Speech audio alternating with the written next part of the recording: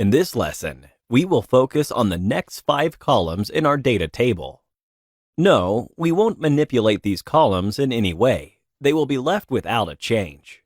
Nonetheless, we believe they will be important for our analysis, and so they are worth some preliminary discussion. Transportation expense is a subcategory of travel expenses. Travel expenses are costs related to business travel, such as fuel, parking, meals, and other charges an employee may claim for reimbursement. This means transportation is just one of those potential costs. In our table, this column contains monthly transportation expenses of an individual, measured in dollars. Checking the data type of the numbers contained within it, we see it is a NumPy's int64, which means under transportation expense, we have integer values only. Why don't we have floats? Well, we can assume the values recorded in the dataset have been rounded either up or down.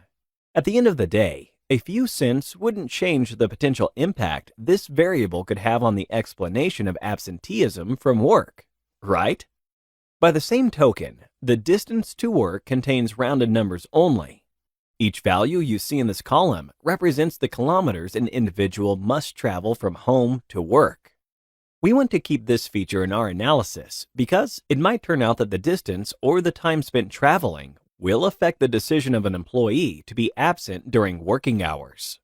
Okay, moving on.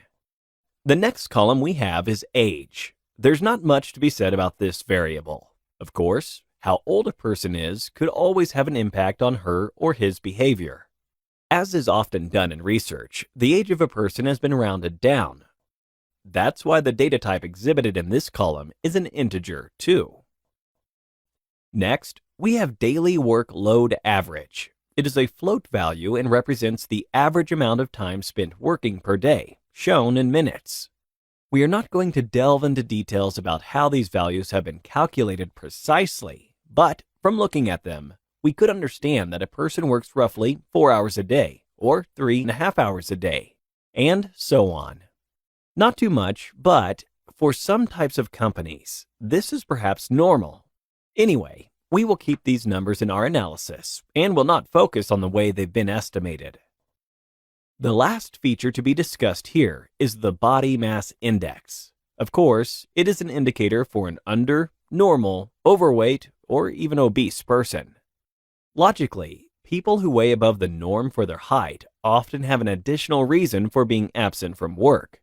That's why we've included the body mass index in our regression analysis. Again, only integers will represent the values in this column. Stay tuned for the next video, where we will continue with the pre-processing part of this exercise by manipulating the data in the next column, education. See you there!